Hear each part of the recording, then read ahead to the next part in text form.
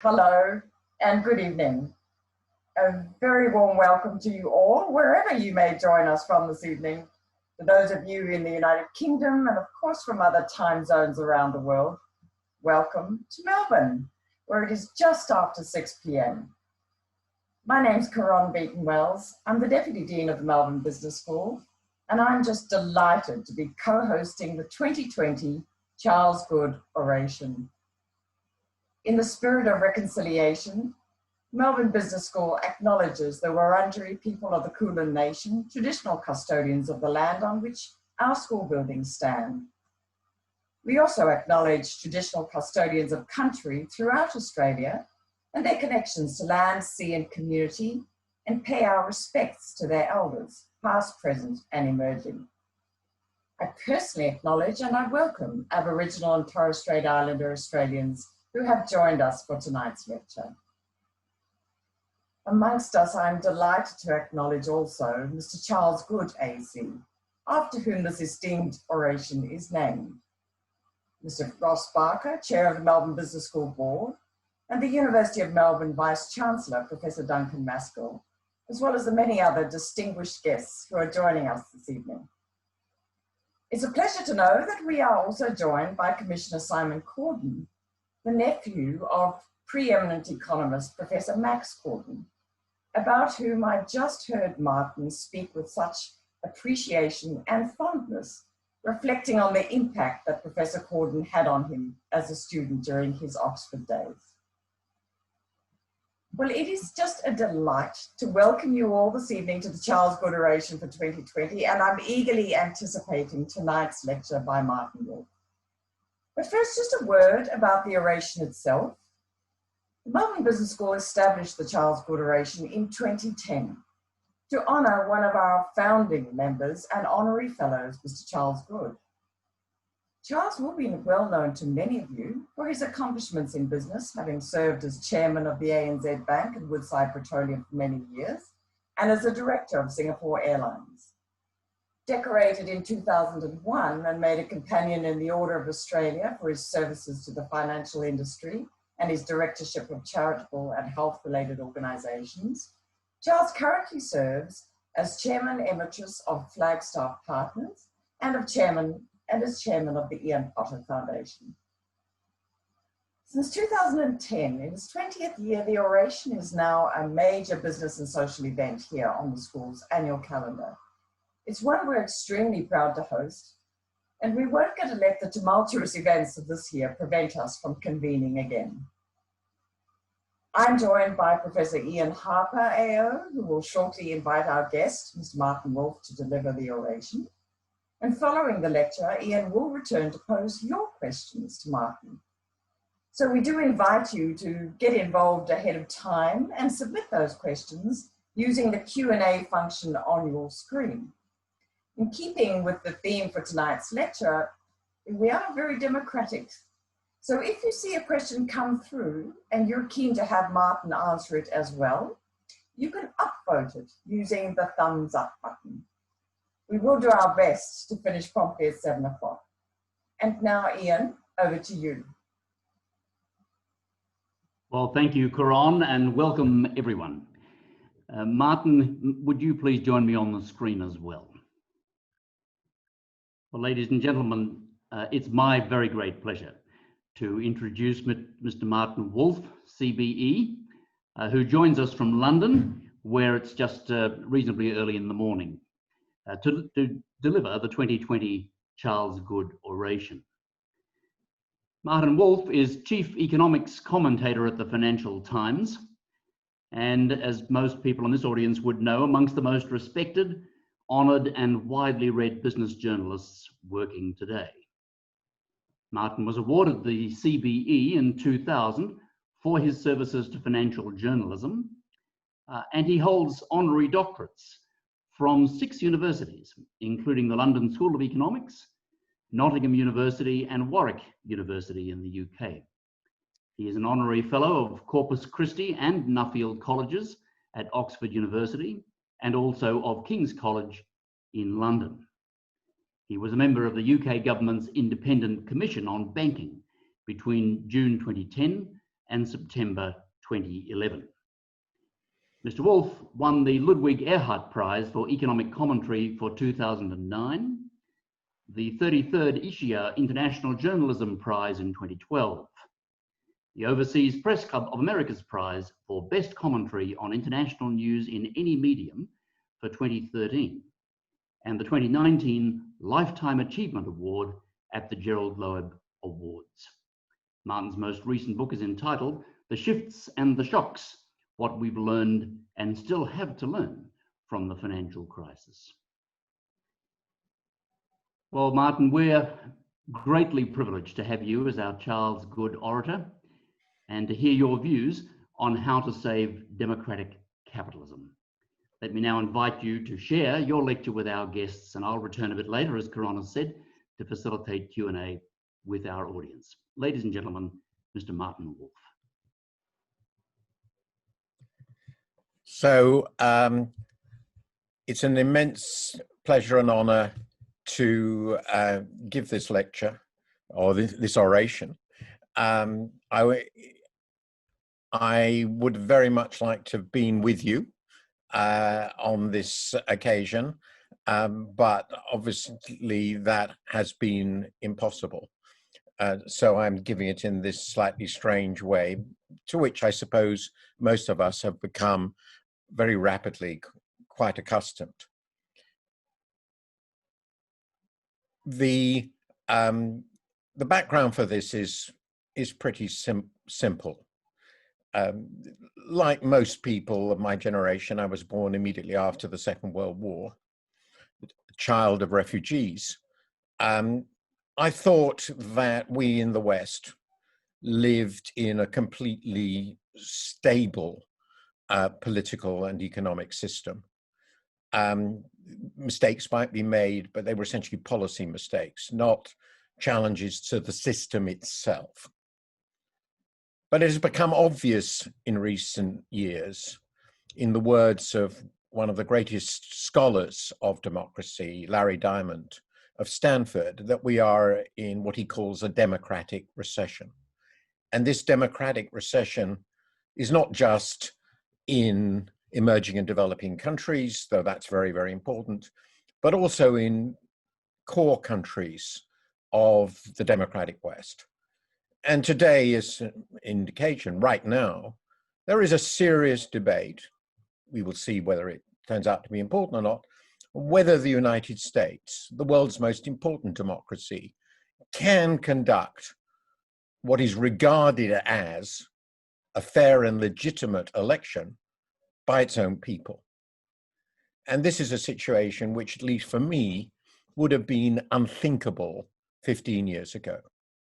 So it is with that in the background that I started writing, and I'm now very near the end of a book which is called The Crisis of Democratic Capitalism, which has been my attempt to work through what's happening, why it's happening, particularly focusing on our society, particularly Britain and America, obviously the ones I know best and I'm most concerned with, and to consider what the relationship between democracy and capitalism is, why there are these obvious stresses in this system, and what we can do to solve the challenges this creates. And that's what this lecture is about. So let me start with a quotation from Aristotle. In order to do this work for this very new approach, new set of issues for me, I went back to where I started in a way. Long before I became an economist, I was a classicist at Oxford. And this had a profound influence on me. And I found I've gone back to the first people who thought really seriously about democracy, the ancient Greeks, particularly Plato and Aristotle. I've got some wonderful quotes from Plato too, but I'm not going to give them. But this is, I think, an incredibly useful and wonderful quote. In it, Aristotle says, "It is clear then that the best partnership in what he thought of as a democratic, a constitutional democracy is the best translation, is the one which operates through the middle people," by which he means middle classes. And also that those states in which the middle element is large and stronger impossible than the other two together, the other two being the elite, the plutocracy, the oligarchy, and the poor, or at any rate stronger than either of them alone, has every chance of having a well-run democratic constitution. That's the clearest statement I've been able to find of the role of the middle classes, the central role of the middle classes in democratic stability. And the second quotation is also well known. It's from a book by Ernest Hemingway, in which somebody asks another person how they went bankrupt. And the answer he gave, which is very relevant to this lecture, you will see, is two ways: gradually, then suddenly. And that's very much my theme, that over 3 or 4 decades in the democratic world, in core democracies, things started to fall apart. Large proportions of the population began to feel that the society was not working for them, the economy was not working for them. This was hidden by and large. People weren't too aware of it. And then came the financial crisis, and the financial crisis was a transformative event, politically, economically, and socially, as I think COVID-19 may be. And that suddenly broke open politics and gave us, for example, the election of Donald Trump and the Brexit decision. So 2 ways: gradually and then suddenly. So what I'm going to do in my lecture in the next 25 minutes is cover 4 themes. This is a tiny fraction, inevitably, very crude and simple, of my book, which is grown rather large. But I hope at least it will give you an overview of the way I'm thinking about the challenges we confront and why they're so important. So the first point I'm going to discuss, maybe the most important, is the fragility of democratic capitalism. What is democratic capitalism? How does this political system, democracy, mesh with this economic system, capitalism? Do they go together naturally, or are they in fundamental conflict? And the answer to that, I will suggest, is both. Then I'm going to talk about the recession of democratic capitalism, the evidence we have of what's gone wrong. It'll be a very small part of the evidence, but some of it. Then I'm going to focus on what's gone wrong, particularly in the high-income democracies, and particularly in these countries I've mentioned. Why have so many people become so angry? And then I'm going to talk briefly about some of the elements of renewal. So historically, the sort of starting point in thinking about this, democracy in the form that we have it now, which is of course very different from that of the ancient Greeks. It's representative democracy, a system that evolved in the Middle Ages, particularly in Britain. But the modern universal suffrage democracy, which really dates back, let's say, to the beginning of the last century, give or take, so really quite a recent political development, as I will show you, followed the rise of capitalism. Liberal capitalism came first and democracy followed. Why did that happen? Why did the rise of a capitalist economy, a market-driven economy, generate this demand for and concession of democratic rights to the mass of the people, ultimately all adults, in the late 19th and early 20th century? And I think it was so, very briefly, for 2 sorts of reasons. One was a set of ideas. The essential idea in capitalism is, an essential idea is you're moving from ascribed to achieved status, which is fundamentally egalitarian. In other words, you move away from the idea that you're defined by your birth, by what your parents were, particularly, obviously, patriarchal societies, your father was, to the idea that you can become whoever you can achieve, whatever you can achieve. And that's a very powerful egalitarian idea. There is this underlying idea of capitalism, the market economy, that people are entitled, encouraged to engage freely in truck, barter, and exchange which means, of course, that individual choices have inherent value. The essential idea of capitalism is that people are allowed to choose, free to choose, in Milton Friedman's famous phrase. And the underlying idea of democratic citizenship, that of individuals cooperating in collective decision-making where that's necessary. And there's no doubt, in my view, that there are many, many things we have to decide collectively, and possibly even more than we used to, now that the world has become so complicated and human beings have such a tremendous, dramatic presence on the planet.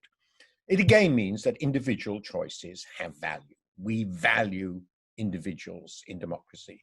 And then there's also history. Capitalism by its nature means free labor, the collapse of serfdom and slavery, because both are antithetical to the idea of free labor. Slavery was essentially abolished in the 19th century, I think, because of the march of capitalism, a somewhat controversial view, but it seems to me obvious. It meant greater prosperity, very important. People began to be freed from just the pressure of survival. In the beginning of the 19th century, basically everyone in the planet was on the borders of subsistence. Life expectancy was 30. We meant mass education, the rise of organized labor in response to mass industrialization, and the opportunity, because of rising wealth, for a positive sum politics. All of this helped develop the pressure for and the willingness to concede democratic freedoms. And this is shown in this chart, which is, I can't go into in depth, but it brings out some of this reality. The brown line shows the proportion, it comes from a database called Polity4, the proportion of countries, free independent countries, which itself increased greatly over this time because of decolonization, the proportion of countries that were effectively electoral democracies, not perfect ones. And we can see back in 1870, that was 10% of all countries. In fact, in 1800, it was 0. There were none, according to this classification. And by 1920, particularly after the First World War, that had risen to 40%. Of course, a limited number because so many countries were in empires. Then we had the interwar and wartime catastrophe, the first great democratic recession of the modern era. Basically, democracy disappeared. It was then recovered after the Second World War. There was a long period of autocracy rivaling democracy in the Soviet Union and the Soviet Empire, and of course the colonies of the empires, which were then broken up. And then a huge upsurge of democracy from 1975 onward, which reached a peak in about 2006. And though I can't, this database doesn't go on, it shows it stopped at just under 60% of regimes and is now in decline. And the interesting thing, the other lines show the ratio of world trade to GDP, which is a measure of the openness of capitalism, the dynamism of capitalism, and its global integration. And you can see, though I won't go into detail, that actually periods when the world was becoming more open were periods when democracy was doing very well, and periods when the world economy was becoming closed, more nationalistic, more protectionist, more collectivist in that sense, were periods when democracy did very badly. So historically too, I go to this much more in my book, there's clearly a connection between the dynamism of global capitalism and the rise of democracy. And I think it's a two-way process. I don't think it's one way at all, but there is a relationship here. It's a complicated one. Yet there have, of course, always been profound conflicts between democracy and capitalism. They're not the same sort of thing in very profound way. Capitalism, by its nature, once released, goes cross borders. I have a wonderful quote in my book from Karl Marx, who recognized this very, very clearly, the global character of the capitalist economy. Democracy, of course, is inherently local. It ties you to a political system and the idea of citizenship attached to a place, to institutions which govern that place, and to which you are personally bound as a citizen. It is based on a tie between a particular location and the people who live there. Democracy is, of course, the domain of voice in Hirschman's famous expression. Well, capitalism is the domain of exit. If you don't like what's going on in a democracy, you have to come engaged in politics. If you don't like what's happening in capitalism, you can go and buy from somebody else, or at least that's the theory. And in most cases, that's true. So it's competition.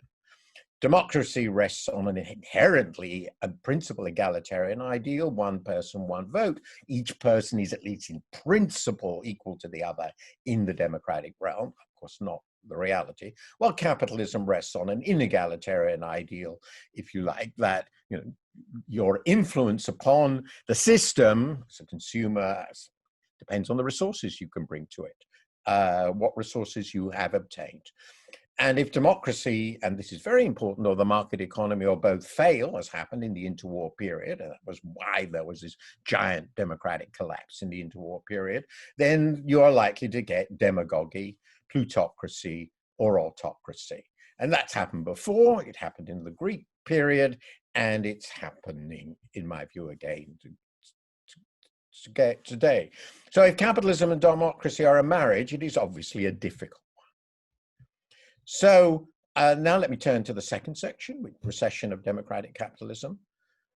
Capitalism seems to have won, at least for the moment. There's a strong backlash from sort of the extreme green movement at the moment. But basically, this is sort of Branko Milanovic, very great expert on Inequality's new book is called, newish book is called Capitalism Alone. Capitalism has won. Everyone has sort of running a market economy of some kind. But the world is seeing a move away from democracy with the rise of populism, anti-democratic populism. I'm not going to go further into what populism means. I don't have the time. What Viktor Orban calls a liberal democracy, a contradiction in terms, pretty obviously, and autocracy above all. The world's most important emerging economy and rising superpower has adopted what I've come to call in my book communist autocratic capitalism. And many other countries, and I don't have the time to go through the list, but they're pretty obvious: Brazil, India, Turkey, the Philippines, Hungary, Russia, but of course never have succumbed to demagogic autocratic capitalism. And in my view, that's very much the sort of person that Mr. Trump would like to be if he weren't living in America. And nationalist populism, not autocratic, has certainly won immense influence in core democracies, notably the US and UK. This is a chart which comes from Freedom House, which is the most interesting source of up-to-date information. And they've been talking about this democratic recession in detail, very profound detail, for at least the last 10, 12 years. They divide the world into free, from their point of view, partly free and not free. You can see here the enormous expansion of the free, reached basically a peak in the late 90s. It then stabilized and is now in decline. The decline is relatively small, but it's very clear. And if the latest numbers would be further down. The proportion of regimes that are clearly unambiguously free is very low. They also actually rank countries by how democratic they are, how deeply entrenched democratic institutions, democratic values, the democratic spirit is. And you will be very pleased to see that in this list of important countries, Australia is just number 2 behind Canada. I hope you can live with that, but a highly democratic country with well-consolidated democracy. And it is very disturbing that far and away, and they find it very disturbing, they talk about it, the most important democracy, the most powerful democracy, the one that saved democracy in the 19th century in the 20th century from that great recession of the interwar years, the US, is so low and going down. So that's pretty disturbing, I think, for our future. And then the final thing they bring out, and I've mentioned this already, that I want to bring out, is this tremendous shift in the balance of power. It's not, of course, it's true that if this is looking at nominal GDP. So I won't go into why I've used that. This shows the shares of the US, Eurozone, Japan, and other advanced countries, all of which are sort of the Western alliance relative to the rest of the world. And you can see if you go back to 94 and compare today, there's been a dramatic decline in the economic weight of the Western democracies, including here, of course, when in the Western quote, obviously including Japan, Australia, New Zealand, Pacific countries, but very big decline, and the offset is pretty well entirely, not entirely, the rise of China, which is now a superpower and continues to grow faster than any other country, and has, since it has this gigantic population, is still relatively poor, obviously tremendous potential, and is reinforcing, as you know better than I do, its communist autocratic regime, which has a lot of influence to bear around the world. So we have an external rival. Let me turn then to what's going on in the high-income democracies, the penultimate section. So advanced countries, I argue in my book, and I just touch upon this, are being buffeted by some very profound changes. I don't have the time to go into this huge debate about whether these are cultural or economic. My own view is they're closely interrelated, but economics has played a very big part for the reason Aristotle already described 2,500 years ago. And so I'll just focus for this purpose on the economics, because I've only got 5 minutes to get through this section. So we've got the very important fact of deindustrialization, the end of the mass industrial era, and with it, the industrial working class, which was a central part of the emerging middle classes of pretty well all democratic states in the late 19th and 20th centuries, reaching an apogee in the middle of the 20th century. And with it, organized labor, the basis of the labor parties, sort of moderate social democracy, which stabilized, in my view, democracy in a very profound way. We have very rapidly rising inequality. We have the huge adjustments created by mass immigration, particularly in countries which were not used to it, in Europe. Very important development, slowing productivity growth. So you've got rising inequality would be much less important if underlying growth had continued, but it didn't. Productivity growth has slowed dramatically. And then came the shock of the financial crisis and this perception after the financial crisis that capitalism was in important ways rigged for the benefit of the wealthy, rigged for the benefit of the financiers, and rigged for the benefit of the new tech monopolies, which were exercising enormous power, and in the case of the financial sector, collapsed and was saved by the state, when many, many millions, tens of millions of ordinary people were not saved. And this created tremendous rage, in my view. So let me just go through some of this. This shows the shares of industry and civilian employment ranked by the shares in the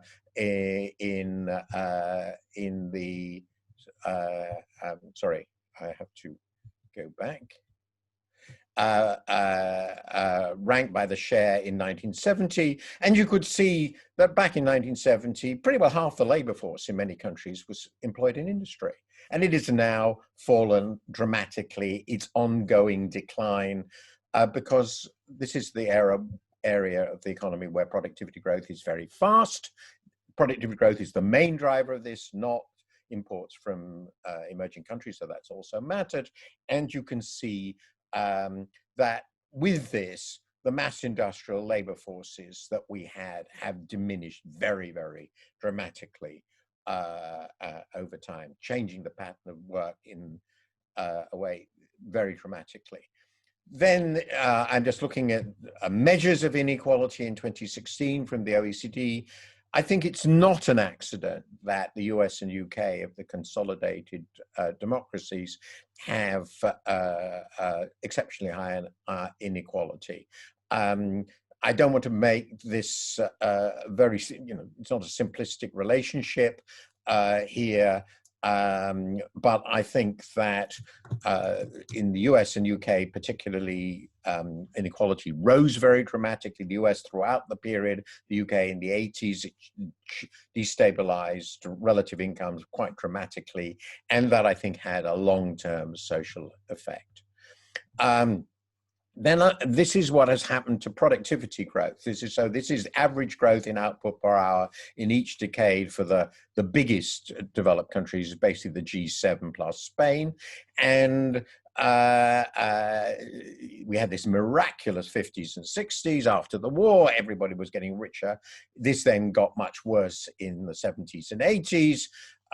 In the 90s, there was a bit of an upsurge in the US, mostly because of the tech change. And the last 10 years, the 2010s, have been a catastrophe for productivity growth. We've never recovered the productivity growth before the financial crisis. And I think that's had a dramatic effect on the real incomes. Real incomes of most people in Britain, for example, are no higher now than they were before the financial crisis. That's not what people expected. That's not what people expected to happen. They're very disappointed about this. And then, of course, we had the financial crisis. And the effect of this has been quite dramatic. So what I've done here for these countries, I've looked at the decline relative to the pre-crisis trend of GDP per head. So how much is GDP per head below what you would have expected if you thought that the 1980 to 2007 trend would continue? And the interesting thing is the only country of these countries which is still on the trend line is Germany. It was actually quite a slow trend. But if you look at the UK, Italy, Spain, GDP per head already in 2018 was more than 20 or 25% below trend. In the US, it was 15% below trend. And so enormous losses generated in the financial crisis, which had never been recovered. That's very, very clear. So that leads me to my last section in the last 3 or 4 minutes. What can we do to recreate a sense of citizenship, restoring the idea that people share one political system to which they're deeply committed to one another, because that's the basis of democracy. And how do we do that while also reinvigorating our capitalist economies to give more inclusive growth, to give people a wider sense that they're sharing in the benefits? That, of course, problem varies across countries. Some have done much more successfully than others, but quite a few important countries, notably include the US, this hasn't happened. And so I'm going to talk about 2 things, renewing democracy and renewing capitalism. And I'm going to be able to do no more than just give you headlines of what I think the issues are, what we want to do. Renewing democracy. I basically discuss 4 things in my book. The first is to strengthen the idea of citizenship.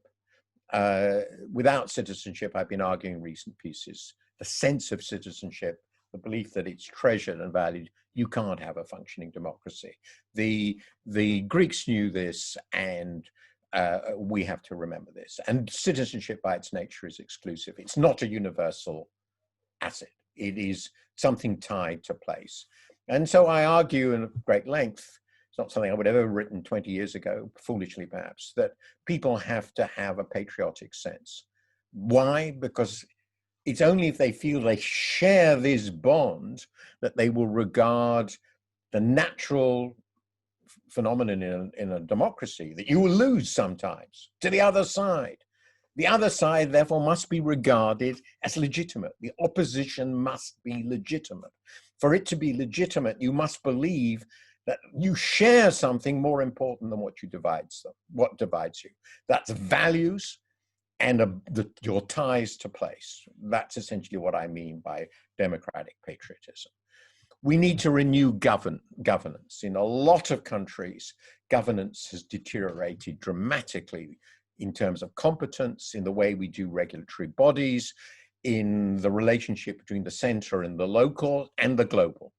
We have to think about how do we manage the relationship between the local, the center, the core of democratic politics, and the global. And that's a very big set of issues.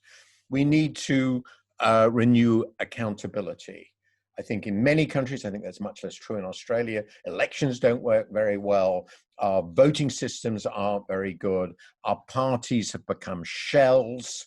I believe quite passionately in public funding. We need more inclusion of people of merit in politics. I like the House of Lords idea, and we need greater levels of citizen involvement. And I discuss in my book ideas I've stolen from Nicholas Gruen, a well-known Australian economist, about bringing together citizens' assemblies, using the jury principle, as it were, selection by lot, more broadly in politics, to give people a voice. And I actually propose having a House of Parliament which is selected by lot, one which would not from which the government would come, but through which legislation would have to pass. And finally, we need to think about media, where we have a tremendous crisis of media, particularly with social media, and have long discussion of this issue. I won't have time to go through this now, but I think we have a crisis of the media.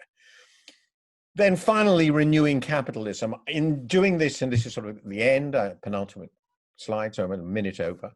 I went back to history, as it were. I was interested in, well, what did people think in the 40s about what renewing capitalism meant?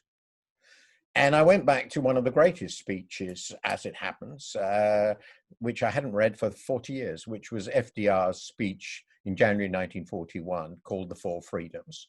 And it has this very important four freedoms aspect about the new world they wanted to create, which is very inspiring, of course. But he also has a domestic agenda. And I thought the domestic agenda is pretty damn good. So I'm just going to repeat it. Equality of opportunity. That's a really big challenge in highly unequal societies, because people start off from such different positions. We need to generate employment for everybody. Now, some economies have done pretty well on that, but lots of economies in the Western world have not. Spain is a very important example. They're not generating the jobs we need. And when we do, unfortunately, lots of them are very insecure. We need security. Security partly through the welfare state and partly in employment. I think now that too much risk has been transferred to the worker, the individual worker, more risk than on the whole the individual can bear. We have to think about how that might change. He talks about ending special privileges for the few, and I've written quite a few columns on rig capitalism, rentier capitalism, which I think is particularly important in monopolies, the emergence of monopolies, the power of the tech companies, and also in some aspects of the financial business. And we have to look at that very carefully. And the other thing here is tax avoidance, really quite shameful tax avoidance, use of tax havens in a quite grotesque way, in my view, which I discussed in some columns of mine. And then finally, the crucial thing, we need a rising, widely shared and sustainable standard of living. And that's a tremendous challenge because growth has just sort of stopped. And it's not easy to see how we get back. So the challenges here are immense. This is a world in profound upheaval domestically and globally. Global capitalism, in my view, promoted democracy, created it, and but it has also, and it got it round the world, but it also promoted a huge shift in global power against democratic states. And it promoted shocks inside high-income countries, including, of course, the great financial crisis.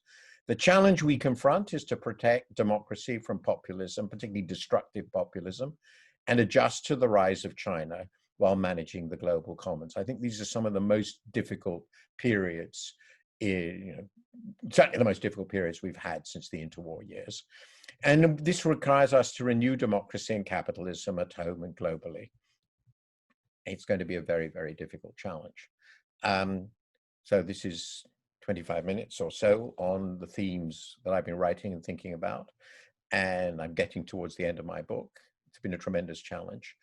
But it's also been a bit disturbing to realize so much of what I thought was solid, absolutely stable, guaranteed, wasn't. Thank you very much for listening.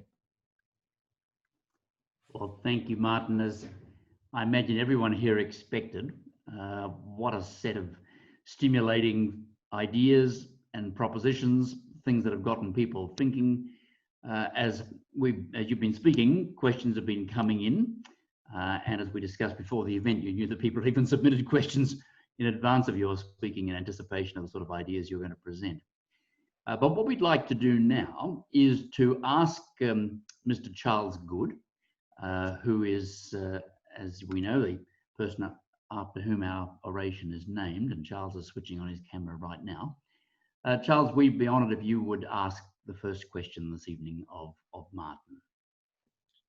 I'd like to ask a question on inequality. Inequality is usually thought of as a political issue.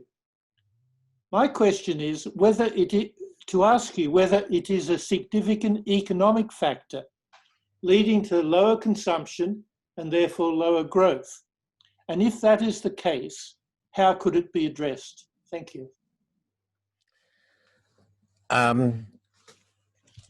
That's a very, very interesting question. There are, I think, two dimensions of this, one of which is very plausible and the other of which I'm not sure. The most plausible, and here I'm relying particularly on work which came out a year or two ago by two American economists, Atif Mian and Amir Sufi, on what we call broadly the savings glut. Demand deficiency. Why do we live in a world where real interest rates have been essentially zero for 15 years, 12 years, and were incredibly low even before that? This is a world which already was described by Ben Bernanke in the early 2000s as sort of, one way of thinking of it, it's chronically demand deficient. And I think, and a recent book by friends of mine, Michael Pettis and Matt Klein, explore this in detail internationally. Basically, the argument is that large increases in inequality, which have occurred pretty well across the world, China is very much part of this, have been associated, as you'd expect, with very large increases in ex-ante savings. There has been no comparable increase in ex-ante investment, except in China. And the argument would be that one of the reasons for that is demand is weak. If demand is weak, demand isn't growing properly, there's really no reason for private businesses to invest a lot, particularly in capital-intensive activities. So they don't. So private investment has been very weak for a long time. Savings are very high, which means private demand is rather weak and has been rising. So real interest rates get very ultra low. And the only way we've been able to sustain demand, which is what I argued in my book, The Ships and the Shock, is by creating credit bubbles.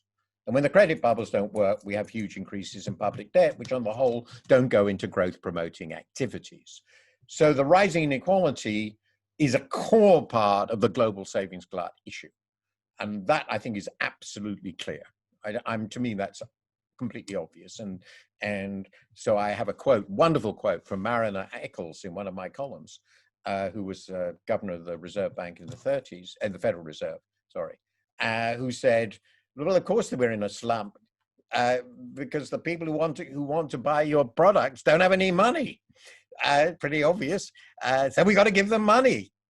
Go and run deficits, for God's sake. Get them. And of course, the Second World War delivered that. The other more interesting one to me is whether the enormous increases in the inequality in the distribution of the gains from the corporate form within these stupendous increases, particularly in America, but not only in America, of executive pay, has demotivated in significant measure the workers, the middle managers, the workers in these corporations, and has made them very effective rent creation and rent transfer schemes, but made them less dynamic. That corporations that are so unequal in the distribution of gains just don't work very well.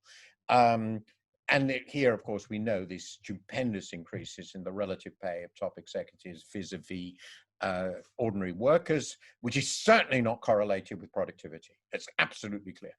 Now, that's a more hypothetical. I'm not sure whether that's true, but in the first thing that I talked about, I'm pretty sure it's true. So I do actually think that inequality has gone too far and it has to be reversed. Thank you. I'm going to now go to questions that our audience have submitted, Martin. And as you know, the system here, people vote questions up that they like. And so I'm going to ask you our top rating question, which I suspect won't surprise you when you hear it. One of the things, at least I, as an Australian, am proud of, is the fact that we have compulsory voting in this country, which is, of course, distinguishes us from a number of other democracies, as you would well know.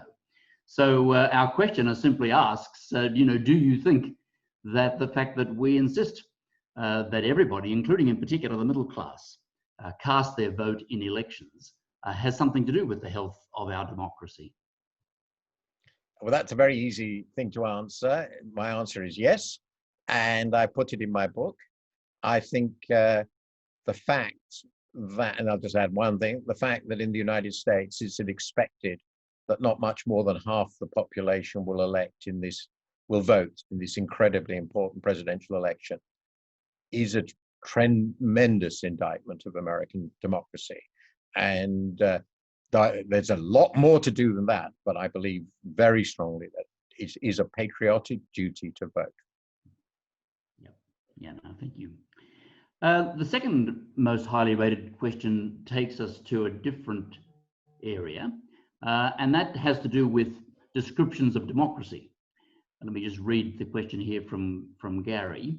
Do you think instead of the usual descriptions of democracy as either liberal, social, or even illiberal, that instead we have arrived at a corporate democracy, especially in the USA, where companies have captured the political process, partisan media, lobbying, donations, employment of ex-politicians, and in the process, disenfranchised the middle class?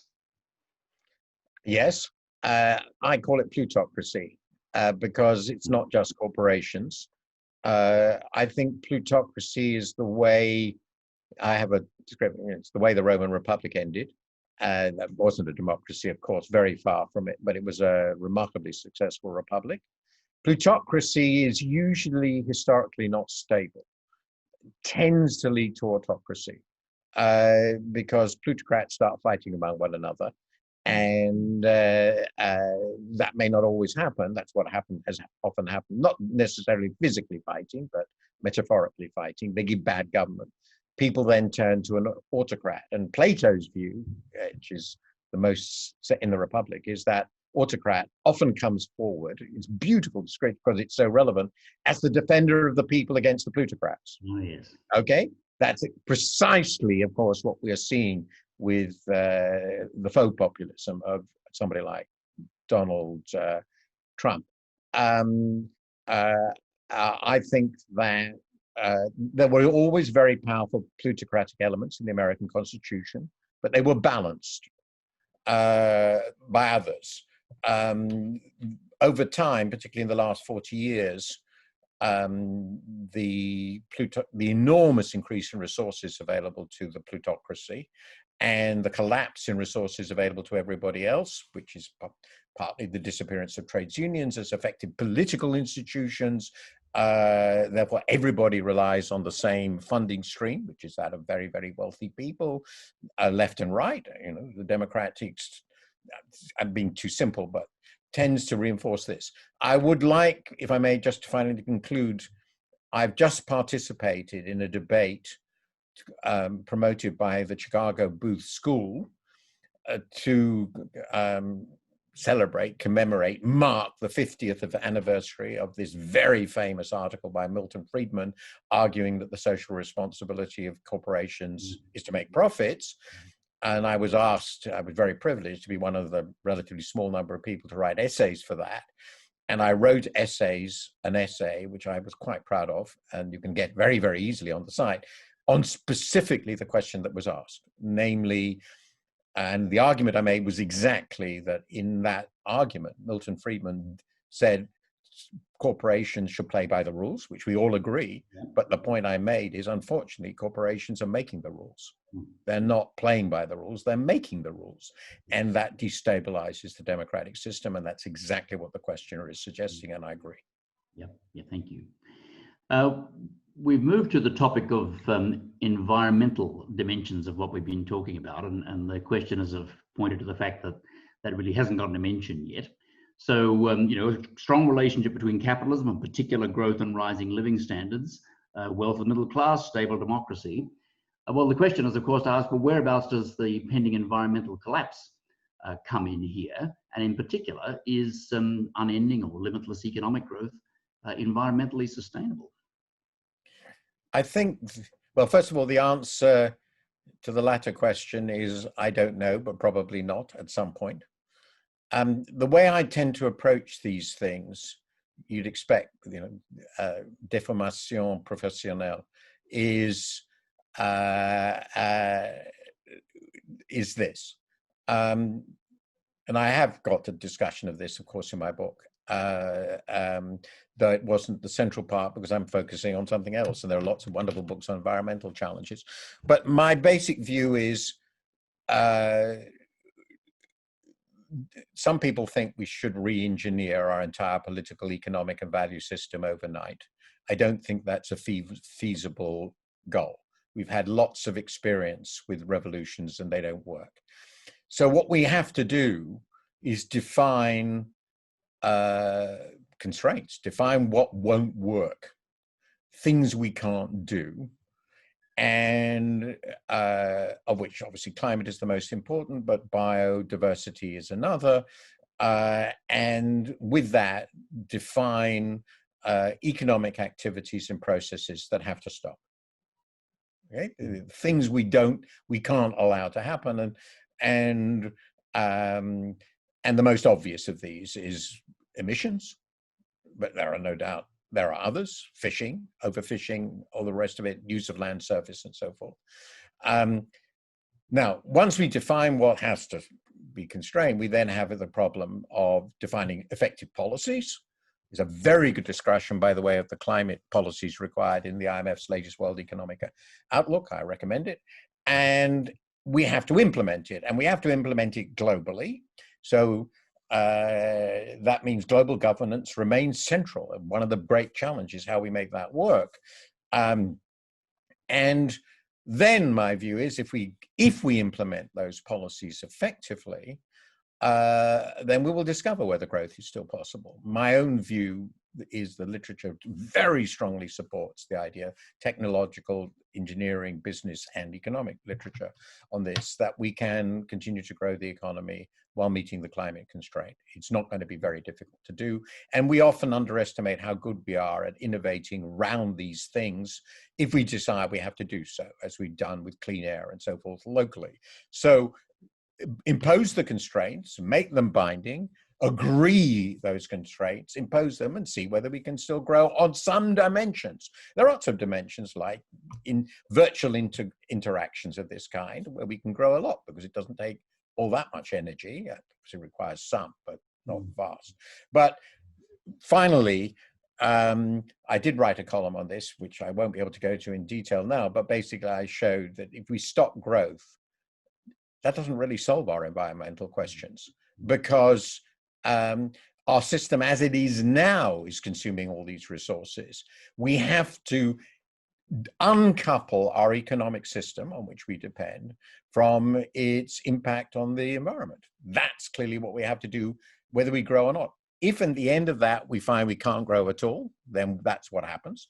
But I think it's more likely we find we can grow, but we just grow in very different ways. That's fine. We can grow in many different ways. So define the problem and deal with it. However, that's fantastically difficult. And that is obvious because of the policy and political constraints, which you know a lot about in Australia, to doing anything. But that's the problem. The problem is we don't want to do anything. Martin, there's a stack of additional questions that would take us all over the place, and it's wonderful that people have been so stimulated and engaged by your comments. Thank you again for sharing with us. And I, for one, will be looking forward to this book very much indeed, and to having the opportunity to read more about how you develop the ideas you've shared with us this evening. But I need, with apologies, ladies and gentlemen, for those of you whose questions I didn't get to, we need to bring this evening's proceedings to a close, and I'd like to hand back to Karon to close the proceedings for us. Thank you, Karon. Thank you, Ian. And Martin, thank you. Martin, when you accepted the Gerald Loeb Lifetime Achievement Award for Distinguished Business Journalism last year, you spoke in a very self-effacing way of your approach to your commentary as being one to seek to create clear and hopefully sound arguments on important issues. Well, listening to you this evening, I'm confident our audience would agree that does little justice to what it is that you do, Martin. You also spoke on that occasion of your values, inherited from your parents, both refugees from Hitler's Europe, and you said, I believe in democracy, and so in the obligations of citizenship, in individual liberty, and so in the freedom of opinion, and in the enlightenment, and so in the primacy of truth. Martin, it's the combination of these, your personal values and your skill for clear and sound argument, that has really treated us tonight on the occasion of this, the 2020 Charles Goode Oration. A sincere thanks again to you, Charles, for your continued commitment to enabling the Melbourne Business School to host global thought leaders like this and to convene a dialogue just as important as today was. Finally, I'd like to thank you, our audience. In the coming days, you're going to receive an email with a link to a survey, and we would very much welcome your feedback on tonight's event. We'll also then be notifying you of other events that may be of interest, and we'll hope to see you again in the coming weeks. And so thank you, and with that, good evening.